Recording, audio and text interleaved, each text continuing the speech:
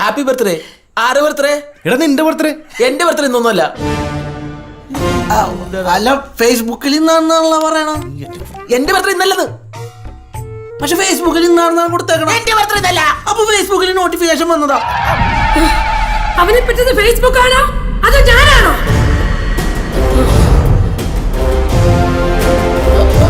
അമ്മയാണ്. അല്ല പച്ച പോയിന്റ്.